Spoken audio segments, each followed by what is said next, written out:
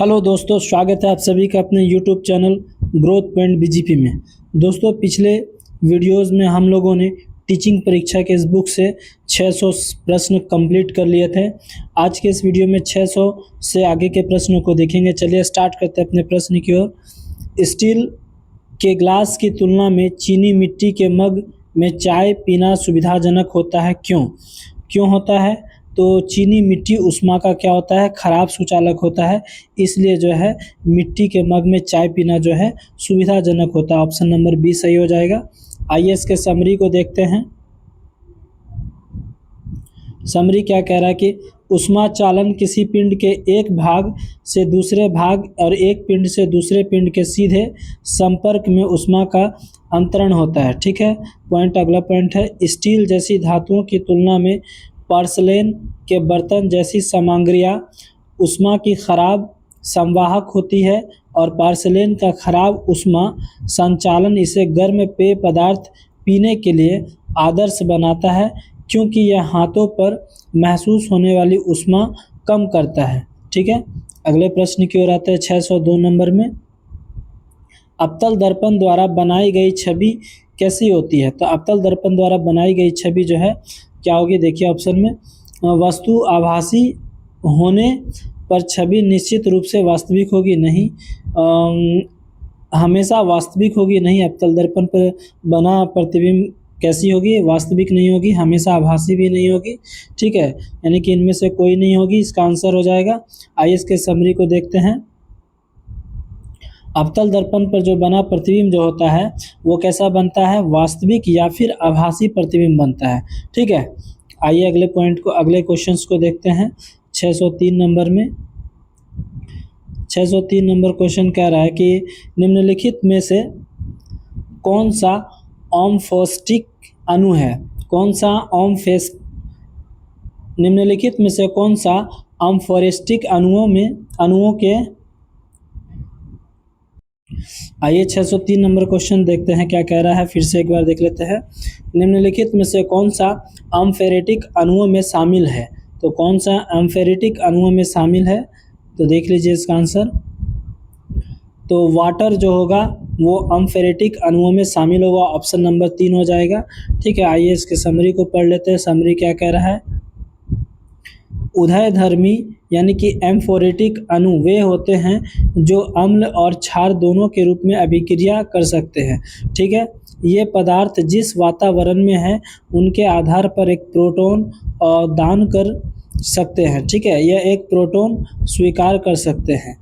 अगला पॉइंट देखिए क्या है कि पानी का एक प्रोटॉन स्वीकार करके क्षार के रूप में भी कार्य कर सकता है, जैसे कि हाइड्रोजन क्लोराइड के साथ अपनी अभिक्रिया में जहां ये अपने मूल व्यवहार को प्रदर्शित करते हैं। ठीक है, आइए अगले प्रश्न की ओर आते हैं। 604 नंबर में 604 नंबर क्वेश्चन कह रहा है, ध्वनि को मापने की इकाई को क्या कहते हैं? तो ध्वनि को मापने की इकाई को डेसिबल कहते हैं। तो यहाँ पे वोल्ट भी नहीं है, वाट भी नहीं, एम्पियर भी नहीं, यानी कि इसका आंसर इनमें से कोई नहीं होगा। ठीक है, आइए इसके समरी को देखते हैं। ध्वनि के मापन की इकाई डेसिबल कहा जाता है। यह एक लघुगणक इकाई है जिसका उपयोग ध्वनि की तीव्रता या प्रबलता मापने के लिए किया जाता है। ठीक है, 605 नंबर क्वेश्चन क्या कह रहा है कि पर्यावरण के लिए खतरा क्या है? तो पर्यावरण के लिए खतरा जो है जनसंख्या वृद्धि है, ऑप्शन नंबर बी हो जाएगा। ठीक है, आइए अगले प्रश्न की ओर आते हैं। 606 नंबर में 606 नंबर क्या कह रहा है कि निम्नलिखित में से कौन सा प्रदूषण पीलिया का कारण बन सकता है? तो कौन सा प्रदूषण जो है पीलिया का कारण बन सकता है? वाटर, जल जो है पीलिया का कारण बन सकता है। आइए इसके समरी को देख लेते हैं। समरी क्या कह रहा है? पीलिया यह तब होता है जब त्वचा तथा आंखें पीली हो जाती है।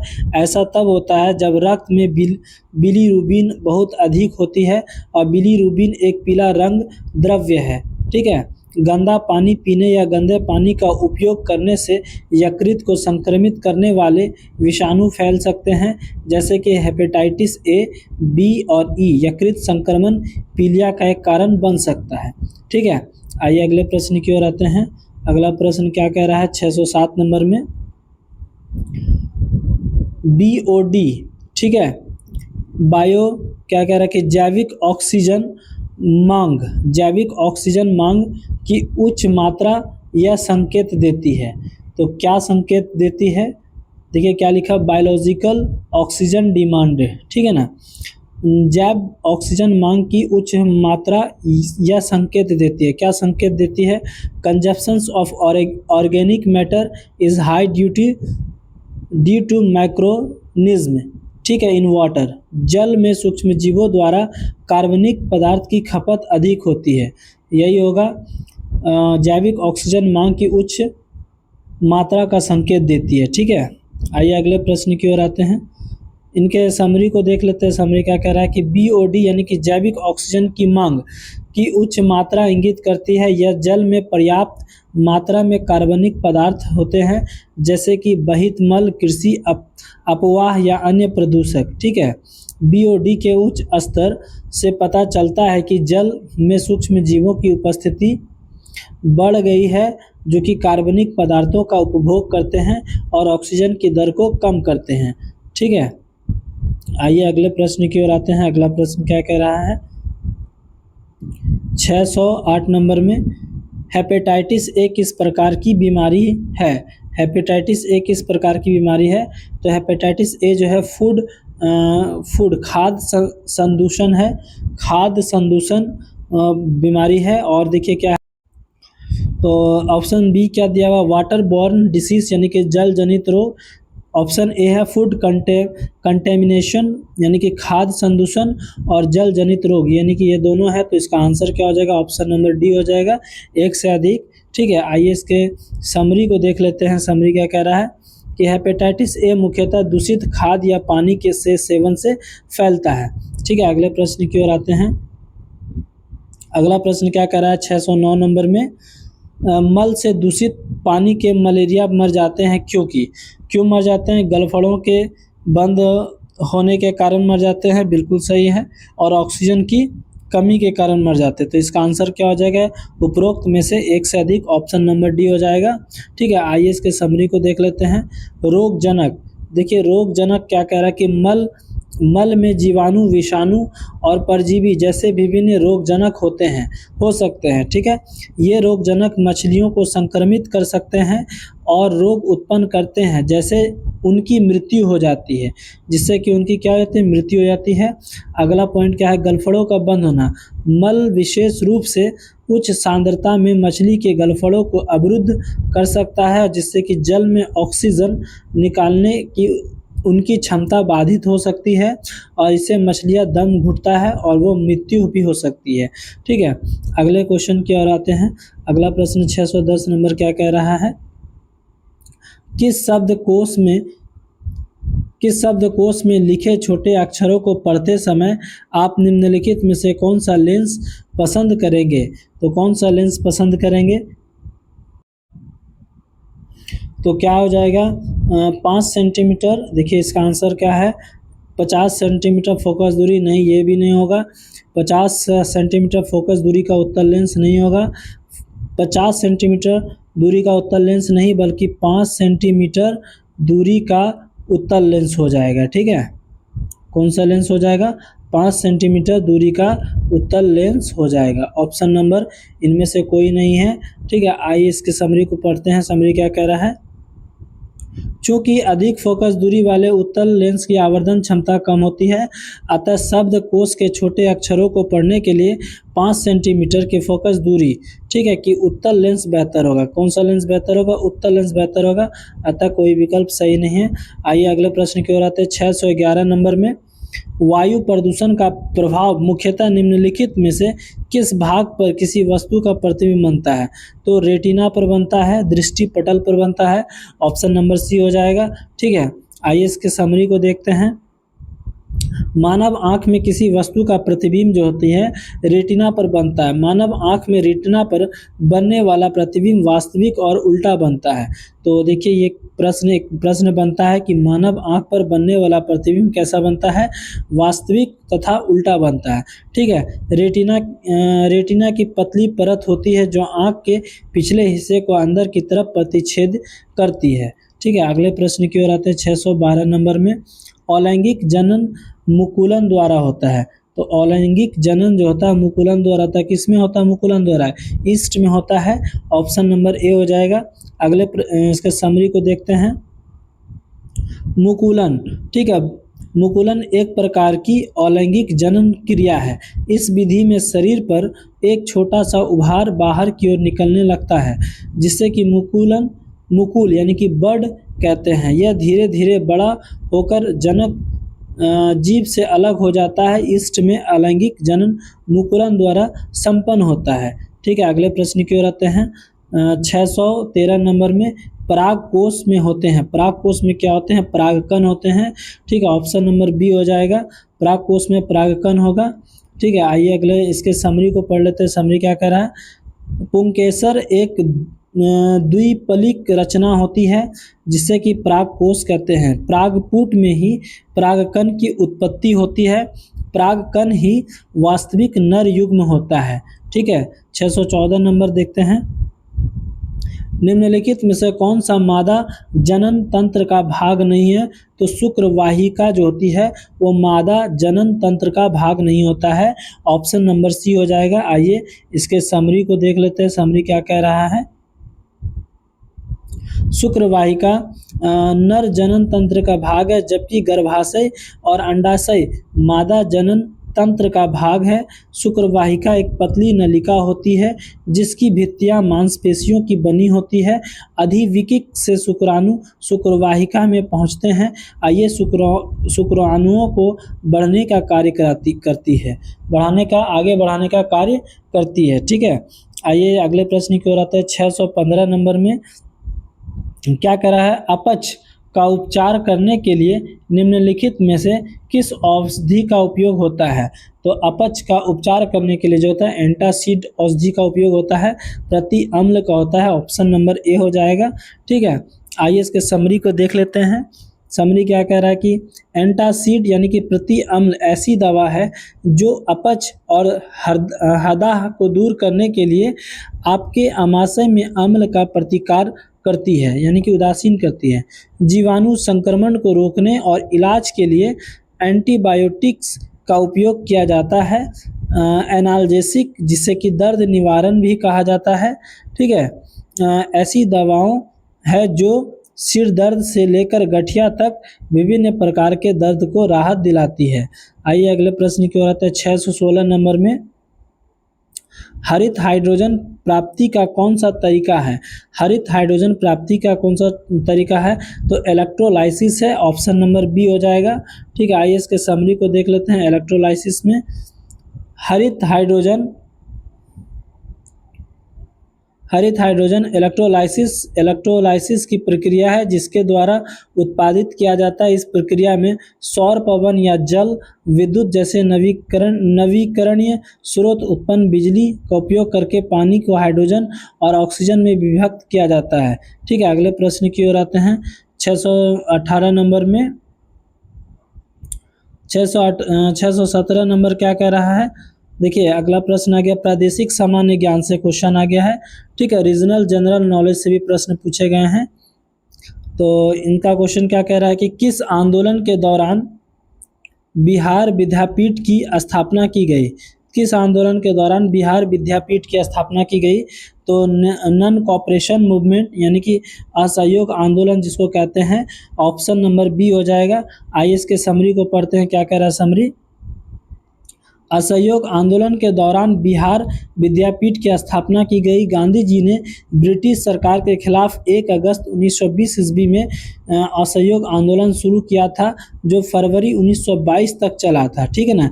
बिहार विद्यापीठ एक भारतीय शैक्षिक संस्था है जिसकी स्थापना 6 फरवरी 1921 ईस्वी को मोहनदास करमचंद गांधी ने की थी, लेकिन 1942 ईस्वी में इसे अंग्रेजों ने जब्त कर लिया था। ठीक है, आइए अगले प्रश्न की ओर आते हैं। 618 नंबर में 618 नंबर कह रहा है कि पटना महिला महाविद्यालय कब स्थापित हुआ? तो 1940 ईस्वी में स्थापित हुआ पटना महिला महाविद्यालय। ठीक है, इसके समरी को भी पढ़ लेते हैं। पटना महिला महाविद्यालय 1940 ईस्वी में हुआ। इस कॉलेज का संचालन यह बिहार का पहला महिला कॉलेज था। ठीक है। राज्य में महिलाओं की उच्च शिक्षा का अग्रदूत था और गौरतलब है कि 1952 ईस्वी में यह पटना विश्वविद्यालय का एक संगठक कॉलेज बन गया। ठीक है, आइए अगले प्रश्न की ओर आते हैं। 619 नंबर, बिहार के किस जिले में मक्का का उत्पादन सबसे अधिक होता है? तो मुजफ्फरपुर में होता है, ऑप्शन नंबर सी हो जाएगा। ठीक है, आइए इसके समरी को पढ़ते हैं। बिहार के मुजफ्फरपुर जिले में मक्का का उत्पादन सबसे अधिक होता है। मक्का के कुल उत्पादन के मामले में देश में बिहार दूसरे स्थान पर है। ठीक है, पहले स्थान पर तमिलनाडु है और बिहार के पूर्णिया, कटिहार, भागलपुर, मधेपुरा, सहरसा, खगड़िया और समस्तीपुर जिले मक्का के उत्पादन में अग्रणी है। ठीक है, यानी कि आगे है। आइए अगले प्रश्न की ओर आते हैं। 620 नंबर में 1857 के विद्रोह के नेता कुंवर सिंह किस स्थान से संबंधित थे? तो किस स्थान से संबंधित थे? जगदीशपुर से संबंधित थे, जो कि बिहार में है। ठीक है, आइए देखते हैं कौन कौन से नेता का केंद्र कहाँ रहा है। तो 1857 के विद्रोह के नेता और उसका केंद्र देखते हैं कि कुंवर सिंह जगदीशपुर में, जो कि बिहार में है।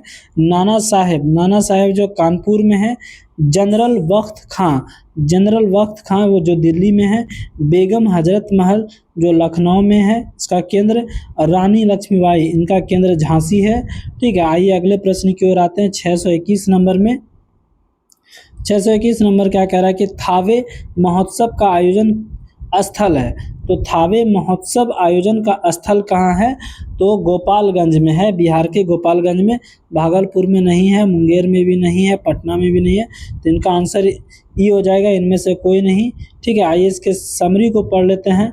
थावे महोत्सव बिहार के गोपालगंज में हर साल आयोजित होने वाला एक उत्सव है। यह महोत्सव वर्ष 2012 में हर साल आयोजित किया जाता है।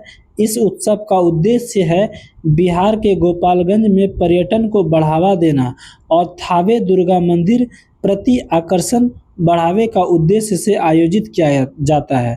ठीक है, अगले प्रश्न की ओर आते हैं। 622 नंबर में 20 जुलाई 1937 को बिहार में कांग्रेस मंत्रिमंडल का गठन प्रीमियर के रूप में किसने किया था? तो किसने किया था? श्री कृष्ण सिन्हा ने किया था, ऑप्शन नंबर सी हो जाएगा। ठीक है, आइए इसके समरी को पढ़ते हैं। 20 जुलाई 1937 को श्री कृष्ण सिन्हा ने बिहार में कांग्रेस मंत्रिमंडल का गठन किया था। श्री कृष्ण सिन्हा बिहार के पहले मुख्यमंत्री प्रीमियर थे। ठीक है, अगले प्रश्न की ओर आते हैं। 623 नंबर में 26 जनवरी 1950 से 2024 की शुरुआत तक बिहार के मुख्यमंत्री कितने लोग रहे हैं? तो कितने लोग रहे हैं? ऑप्शन ए नंबर कह रहा है कि 23 लोग रहे हैं। ठीक है, आइए अगले प्रश्न की ओर आते हैं। 624 नंबर में बाबू कुंवर सिंह निम्नलिखित में से किस स्थान से संबंधित है? तो बाबू कुंवर सिंह तो किस स्थान से संबंधित है? तो आरा नहीं है, भागलपुर भी नहीं है, पटना नहीं है। ये कहाँ से है संबंधित? जगदीशपुर से है। ठीक है, जगदीशपुर से है, जो कि कहाँ पर था? बिहार में ही है ये। आइए इसके समरी को पढ़ते हैं। जगदीशपुर भोजपुर के जमींदार और वीर कुंवर सिंह बिहार में 1857 के प्रथम स्वतंत्रता संग्राम विद्रोह का नेतृत्व किया था। उन्होंने आरा एवं भागलपुर में भी विद्रोह का नेतृत्व किया। पटना में इस आंदोलन का नेतृत्व पीर अली खान ने किया था। ठीक है, अगले प्रश्न की ओर आते हैं। 625 नंबर में बराबर की पहाड़ियाँ, ठीक है, बराबर की पहाड़ियाँ निम्नलिखित में से बिहार के किस शहर से सबसे समीप है, यानी कि नज़दीक है? तो मखदूमपुर से सबसे नज़दीक है, ऑप्शन नंबर ए हो जाएगा। अगले प्रश्न की ओर आते हैं। 626 नंबर क्वेश्चन को देखते हैं। बिहार में निम्नलिखित जिलों को उत्तर दक्षिण दिशा में व्यवस्थित करना है। तो देखते हैं व्यवस्थित करना है तो क्या हो जाएगा इसका आंसर? पहले शिवहर होगा, ठीक है, फिर वैशाली होगा, फिर नालंदा हो जाएगा और नवादा हो जाएगा। ठीक है, यानी कि 1, 2, 3, 4। ठीक है, आइए अगले प्रश्न की ओर आते हैं।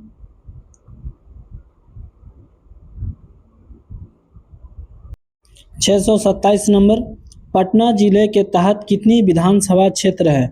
तो 14 विधानसभा क्षेत्र है, ऑप्शन नंबर सी हो जाएगा। ठीक है, आइए इसके समरी को देख लेते हैं। समरी क्या कह रहा है कि पटना जिले के अंतर्गत 14 विधानसभा क्षेत्र हैं। ये जो सीटें हैं, बख्तियारपुर विधानसभा क्षेत्र, बांकीपुर विधानसभा क्षेत्र, बाढ़ विधानसभा क्षेत्र, विक्रम विधानसभा क्षेत्र, दानापुर विधानसभा क्षेत्र, दीघा विधानसभा क्षेत्र, फतुहा और कौन कौन सा है, मनेर विधानसभा क्षेत्र, मसौड़ी, मोकामा और पालीगंज। ठीक है, और पटना साहिब, ये सभी क्या है, विधानसभा क्षेत्र, और फुलवारी विधानसभा क्षेत्र है। ठीक है, आइए अगले प्रश्न की ओर आते हैं। 628 नंबर में, त्रिवेणी नहर पश्चिम चंपारण में किस स्थान से पानी की आपूर्ति लेती है? तो भैंसा लोटन से। ठीक है, ऑप्शन नंबर ए हो जाएगा, भैंसा लोटन से। ठीक है, आइए इसके समरी को पढ़ लेते हैं। त्रिवेणी नहर पश्चिम चंपारण के भैंसा लोटन नामक स्थान से पानी की आपूर्ति लेती है। वर्ष 1909 में त्रिवेणी नहर को बिहार के चंपारण जिले में सिंचाई के लिए गंडक नदी के बाएं तट से निकाली गई। ठीक है, 629 नंबर क्वेश्चन को देखते हैं। बिहार के रामेश्वरम श्रेणी की ऊंचाई क्या है? तो 875 मीटर है। ठीक है, आइए अगले इसके समरी को देख लेते हैं। बिहार के रामेश्वर श्रेणी की ऊंचाई 875 मीटर है। रामेश्वर श्रेणी पश्चिम चंपारण में स्थित पहाड़ियों में एक श्रृंखला है। जो रामेश्वर श्रेणी बिहार में एक महत्वपूर्ण प्राकृतिक एवं सांस्कृतिक स्थल भी है। ठीक है, 630 नंबर में क्वेश्चन कह रहा है कि बिहार में सर्वाधिक वर्षा कहाँ होती है? तो किशनगंज में होती है, ऑप्शन नंबर बी हो जाएगा। आइए इसके अगले क्वेश्चन को देख लेते हैं। बिहार का कौन सा नगर जिला रेशम वस्त्र उत्पादन के लिए प्रसिद्ध है? तो भागलपुर जो है रेशम उत्पादन के लिए प्रसिद्ध है। 632 नंबर प्रश्न को देखते हैं। बिहार के किस जिले में धान का उत्पादन सबसे अधिक होता है? बिहार के किस जिले में धान का उत्पादन सबसे अधिक होगा? तो रोहतास में जो होता है धान का उत्पादन सबसे अधिक होगा, ऑप्शन नंबर ए। आइए इसके समरी को पढ़ लेते हैं। रोहतास जिले में धान का उत्पादन सबसे अधिक होता है। रोहतास जिले को बिहार का चावल का कटोरा भी कहा जाता है। ठीक है, 633 नंबर देखते हैं। बिहार के किस जिले में गेहूं का उत्पादन सबसे अधिक होगा? तो रोहतास ही होगा, धान गेहूं। अगले प्रश्न की ओर आते हैं 634 नंबर में। बिहार के किस जिले में चीनी का उत्पादन सबसे अधिक होगा? तो पश्चिमी चंपारण है, वेस्ट चंपारण में चीनी उत्पादन सबसे अधिक होगा। ठीक है, ऑप्शन नंबर बी हो जाएगा। आइए अगले प्रश्न की ओर आते हैं 635 नंबर में। प्यार का पौधा अभियान बिहार सरकार द्वारा कब प्रारंभ किया गया? ठीक है, प्यार का पौधा अभियान बिहार सरकार द्वारा कब प्रारंभ किया गया था? 14 फरवरी 2020 को। ठीक है, देखिए ये भी क्वेश्चन बीपीएससी टीआरई 2 में पूछ लिया गया है। अगले इसके इस समरी को पढ़ते हैं। 14 फरवरी 2020 को बिहार सरकार पर्यावरण एवं वन विभाग द्वारा पटना में प्यार का पौधा अभियान शुरू किया। इस अभियान का उद्देश्य राज्य में पौधे रोपण को प्रोत्साहित करना है। ठीक है, 636 नंबर देखते हैं। बिहार के किस जिले की साक्षरता दर सबसे कम है? किस जिले की साक्षरता दर सबसे कम है? तो पूर्णिया में जो है साक्षरता दर सबसे कम है, ऑप्शन नंबर बी हो जाएगा, पूर्णिया। ठीक है, टीआरई 2 में पूछा गया सवाल है। आइए इसके समरी को पढ़ते हैं। वर्ष 2011 के जनगणना के अनुसार बिहार के पूर्णिया जिले की साक्षरता दर 51.08% से कम है। बिहार में सबसे अधिक साक्षरता दर वाला जिला रोहतास है, जो कि 73.37% है। ठीक है, अगले प्रश्न की ओर आते हैं। 637 नंबर में, बिहार में 1857 की क्रांति के दौरान पटना, आरा और शाहाबाद जिलों में किसने नेतृत्व प्रदान किया था? तो कुंवर सिंह ने प्रदान किया था, ऑप्शन नंबर सी हो जाएगा। आइए इसके समरी को पढ़ते हैं। बिहार में 1857 की क्रांति के दौरान पटना, आरा और शाहाबाद जिलों में इसका नेतृत्व कुंवर सिंह ने किया था। वह बिहार के वर्तमान भोजपुर जिले में जगदीशपुर एस्टेट के एक प्रमुख जमींदार थे और उन्होंने ब्रिटिश शासन के खिलाफ 1857 में भारतीय विद्रोह में सक्रिय रूप से भाग लिया था। कुंवर सिंह गोरिल्ला युद्ध के लिए जाने जाते थे। 26 अप्रैल 1858 को इनका निधन हो गया था। ठीक है, आइए अगले प्रश्न की ओर आते हैं। 638 नंबर में बाबू कुंवर सिंह का निधन किस वर्ष हुआ था? तो किस वर्ष हुआ था? आइए ऑप्शंस को देखते हैं। 1858 ईस्वी में बाबू कुंवर सिंह का निधन हुआ था। ऑप्शन नंबर बी हो जाएगा। आइए इसके समरी को पढ़ते हैं। 1857 ईस्वी के विद्रोह को प्रथम स्वतंत्रता संग्राम और सिपाही विद्रोह भी कहा जाता है। ठीक है, यानी कि 57 के विद्रोह को सिपाही विद्रोह भी कहा जाता है। बिहार के विद्रोह का नेतृत्व जगदीशपुर के जमींदार कुंवर सिंह ने किया था। ठीक है, बाबू कुंवर सिंह 1777 से 1858 बिहार राज्य में आरा के पास जगदीशपुर जमींदार थे। और वीर कुंवर सिंह का निधन 26 अप्रैल 1858 ईस्वी को हो गया। और 23 अप्रैल 1858 को जगदीश के पास लड़ी गई अंतिम लड़ाई कुंवर सिंह ने कैप्टन ली ग्रैंड के नेतृत्व वाली सेना पर विजय प्राप्त की थी। ठीक है, आइए अगले प्रश्न की ओर आते हैं। 639 नंबर में पटना कॉलेज का स्थापित कब हुआ था? पटना कॉलेज 1863 में स्थापित हुआ था। ऑप्शन नंबर सी हो जाएगा। ठीक है, आइए 640 नंबर क्वेश्चन देखते हैं। जुब्बा साहनी बिहार के किस जिले से संबंधित रखते थे जो स्वतंत्रता संग्राम सेनानी के रूप में ख्याति प्राप्त थे? तो मुजफ्फरपुर हो जाएगा। ठीक है, ऑप्शन नंबर ए। अगले प्रश्न की ओर आते हैं। 641 नंबर में भारत छोड़ो आंदोलन के समय बिहार का कौन सा दल सक्रिय था?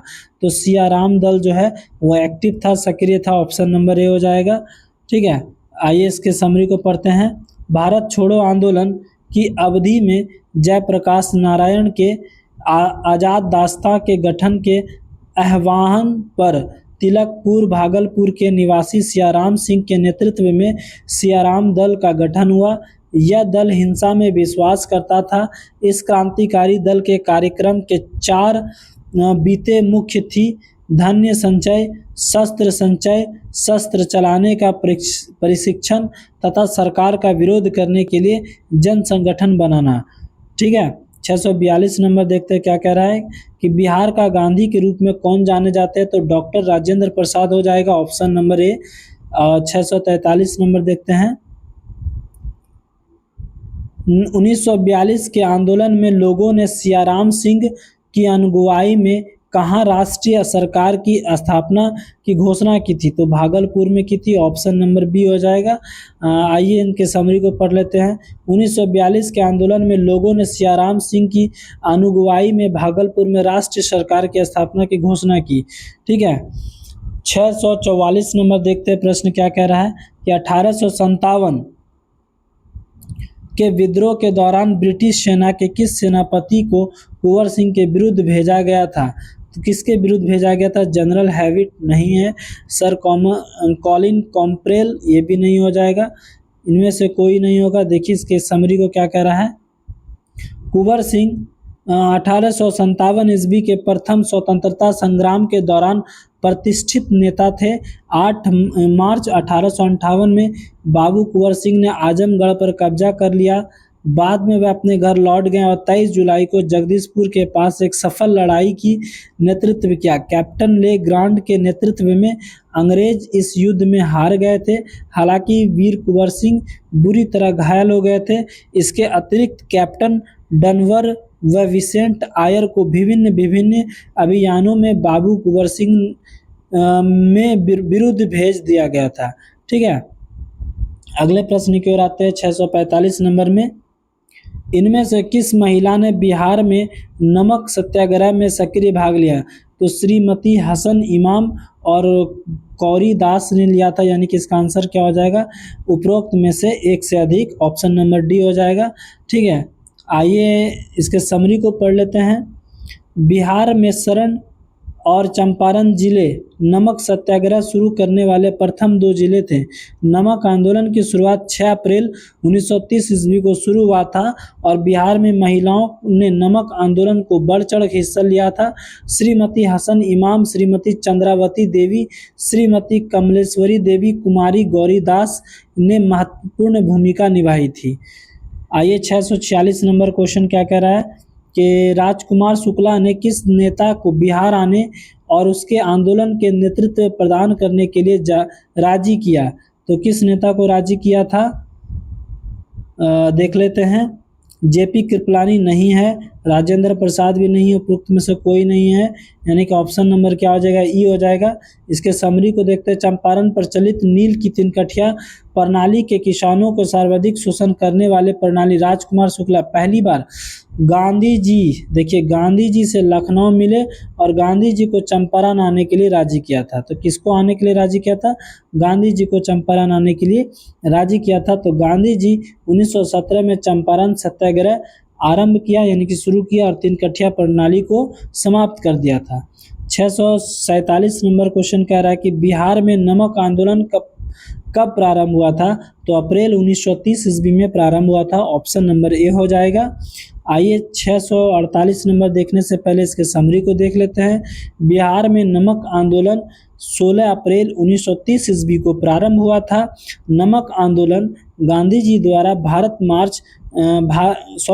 मार्च को साबरमती आश्रम से दांडी यात्रा तक 241 मील यात्रा आरंभ हुआ और 6 अप्रैल 1930 ईस्वी को गांधी जी ने दांडी पहुंचकर नमक कानून का उल्लंघन किया। ठीक है, 648 नंबर देखते हैं क्वेश्चन को। असहयोग आंदोलन के दौरान किसने बिहार में किसानों की अगुवाई की थी। तो स्वामी विवेकानंद ने की थी। ठीक है, ऑप्शन नंबर बी हो जाएगा। अगले प्रश्न की ओर आते हैं। 649 नंबर में 1857 के विद्रोह, ठीक है, बिहार का नेतृत्व किसने किया था। तो बाबू कुंवर सिंह ने किया था, ऑप्शन नंबर बी हो जाएगा, बाबू कुंवर सिंह। ठीक है, आइए इसके समरी को पढ़ लेते हैं। 1857 के विद्रोह में बिहार के नेतृत्व बाबू कुंवर सिंह ने किया था। उन्होंने 25 जुलाई 1857 को दानापुर में विद्रोह करने वाले सिपाहियों की कमान संभाली थी।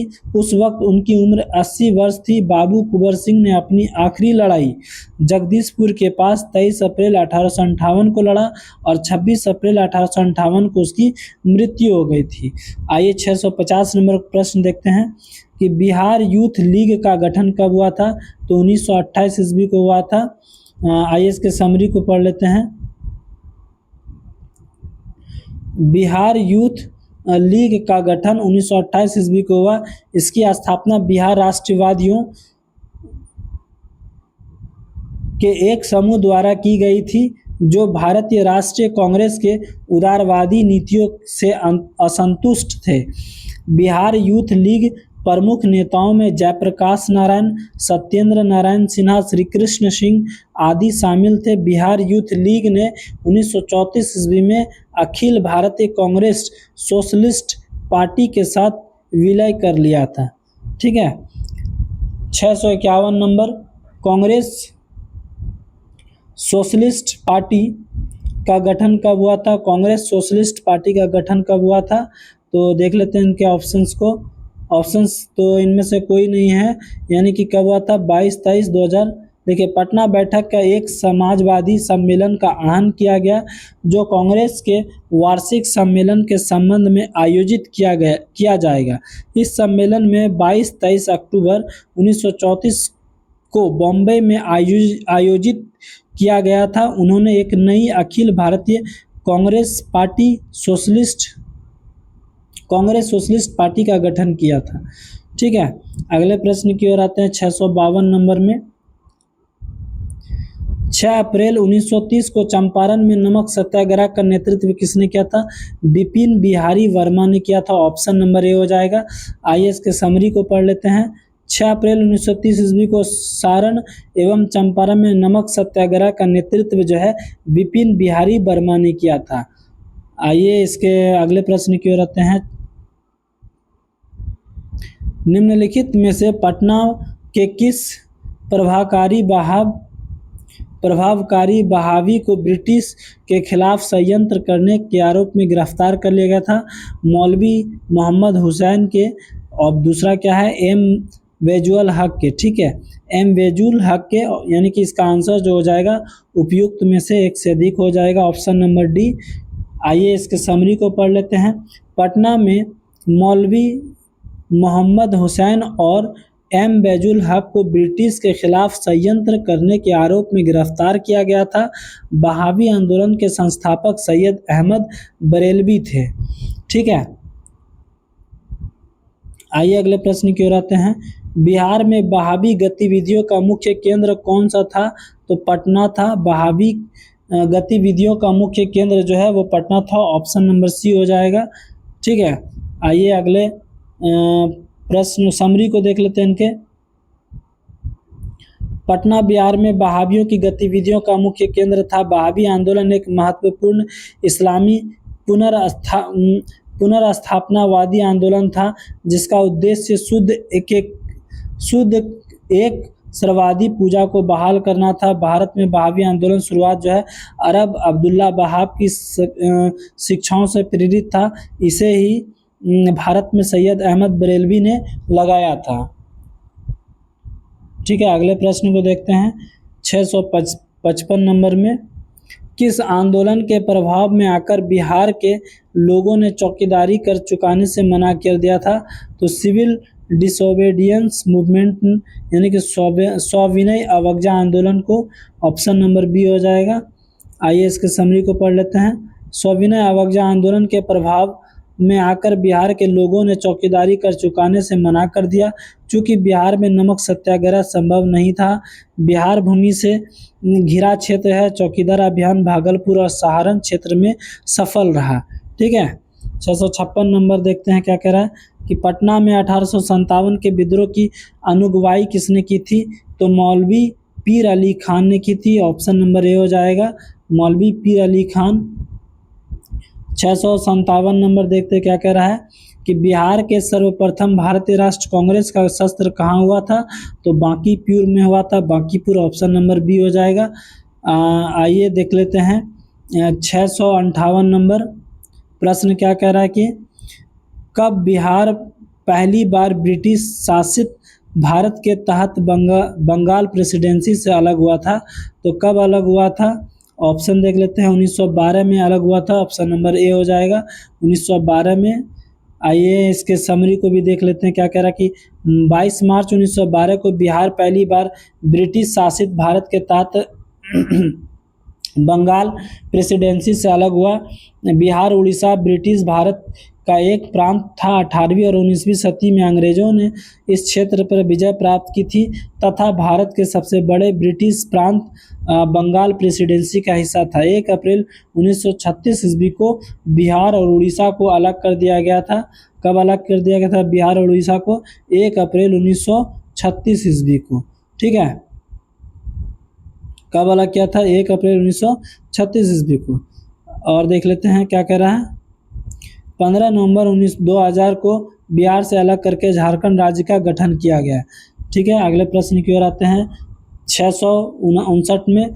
1913 ईस्वी में पटना में अनुशीलन समिति की एक शाखा का स्थापना किसने की थी? तो सचिंद्रनाथ सन्याल ने की थी, सचिंद्रनाथ सन्याल ने, ऑप्शन नंबर सी हो जाएगा। इसके समरी को पढ़ लेते हैं।